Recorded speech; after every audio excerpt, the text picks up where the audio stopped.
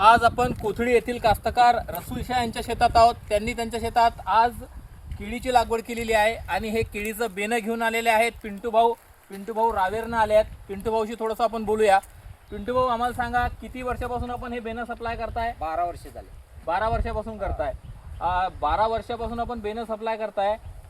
बेणं ज्यावेळी आपण लावतो, लागवड करतो, तर बेण्यांचा आकार आयडियल कसा असला पाहिजे की जास्तीत जास्त बेणा चांगल्या क्वालिटीचा बेणा मोठा बेणा पाहिजे, जास्त बारीक बेणा पाहिजे, उन्हाळ्याचा। उन्हाळी बेणा। उन्हाळी बेणा हे असं पाहिजे। आणि पावसाळ्यात जर लावायचं असेल तर? पावसाळ्यात लावलं तर आरू बी चालतं। आरू म्हणजे छोटा याच्यापेक्षा लहान असतं। लहान असतं। बरं, ठीक आहे। सध्या काय बेण्याचे दर सुरू आहेत? आता बियाण्याचे दर आहे 7 रुपये लागवड सुद्धा, आणि जाग्यावर घेतलं तर 5 रुपये लागवड सुद्धा। तुम्ही इथे आणून देसाल, त्याच्यात तुमचेच माणसं हे लावून देतील। बरोबर आहे, मार्किंग वगैरे मारून सगळं तुमचं राहील? सगळं आमचं। ठीक आहे। 7 रुपयात आम्हाला तो बेना पडेल। मग आज जो तुम्ही बेना इथून आणून दिलाय, हे कोणत्या म्हणजे कोणत्या रोपाचा बेना होता? हे जैनचा बेना होता।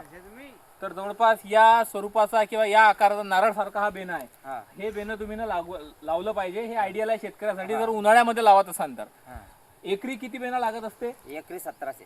एकरी 1700 बेना 5x5 च्या अंतरावर लावलं तर?